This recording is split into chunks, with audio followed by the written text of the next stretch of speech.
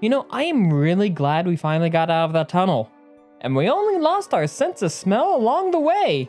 And better news, all we have to do is get through the sewer dungeon and out to the cave area.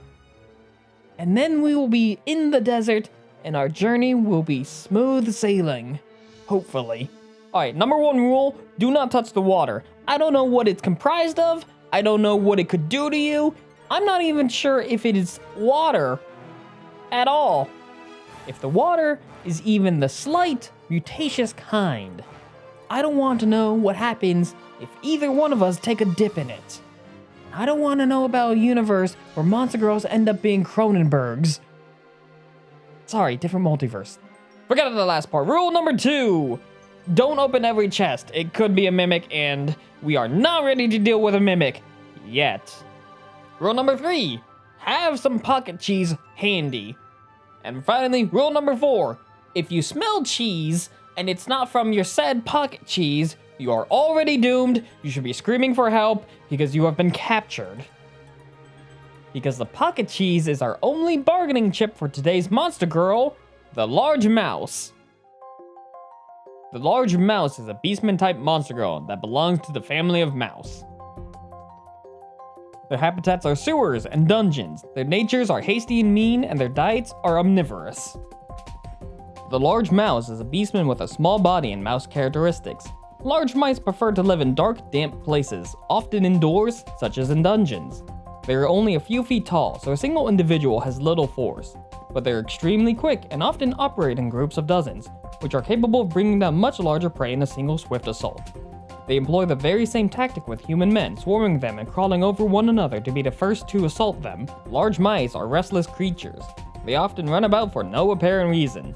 Their mating behavior conforms to this pattern. When a large mouse becomes aroused, she hastily dashes to take the man's body as quickly as possible. Large mice occasionally appear in human settlements to steal food and abduct human men for their essence. Large mice have a strange habit of only abducting one man per colony. This man becomes the center of the colony, overwhelmed as he is with mice copulating with him, one after the other. When a colony becomes too crowded, the younger generations leave to start new ones. The new colonies likewise find a man to place at their center. As it is common for mice to be used as catalysts for magic, these monsters with mouse characteristics are highly prone to accumulating mana.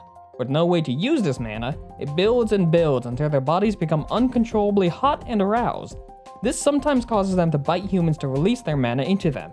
If a human female is bitten, she becomes restless, like a large mouse, and eventually develops an incapacitating fever. This is accompanied by changes so dramatic that by the time her fever has subsided, she will have changed completely into a large mouse. However, though her fever may have subsided, the heat of her body remains, and it drives her to attack a man and produce a new colony with him. Large mice born by the method above or those who leave their own colonies have a similar course of action. Lust swells through them and pushes them to have sex with men in order to procreate and make a new colony. And so the threat level of the large mouse is average.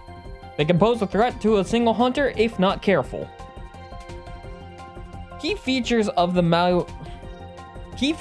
large mouse is going to be that they have a small size, that they are nimble, simple-minded, and more importantly, they act and think just like a mouse. Because they work exactly like mouse, they have 3 known weaknesses. The presence of fire is known to deter them. They can easily get caught in traps, and they love food, which can also be used to trap them. For the large mouse's strengths, their small size makes them a harder target both to hit and to locate, which allows them to attack in those large groups as stated earlier. And also, with that small body, it's easier to hide, so if you don't keep the area scouted, you will be caught off guard. So hunt prep should look something like this. Number 1, pocket cheese. It will be your greatest ally in case of a large mouse encounter. Number 2, keep a lit torch or any source of fire around you at all times. Number 3, if you have to barter with your body, it's best to do some stamina exercises because you are going to deal with a large group of mice. And number 4, having some form of trap or cage or box, just to contain her. Like always, you have 2 methods of subjugation. The first method, the pacifist method, is you want to barter using food or your body. This is where the pocket cheese comes into play because using it will be your greatest ally since they love cheese. or so I am told. Now method 2 is trapping. You can either use food as a bait, or you can use fire magic or your torch to scare them towards a trap. Once they're trapped, you can contain in a large box or cage, and henceforth move them to wherever you need to. I'm also pretty sure they take kindly to cheese-based puns. There's just a lot of cheese-based tomfoolery with this monster girl, isn't there? So let's get back on our merry trail, and if we encounter a large mouse, we'll be cheesed to meet them. What are you walking away for? I thought it was pretty good. You don't know what's up ahead. There could be a monster. Thank you for joining me on this hunt going over the large mouse, everyone. If you want to see more, remember to like, comment, and subscribe, as it helps out the channel dearly, and it's always nice to see you hunters in the comments.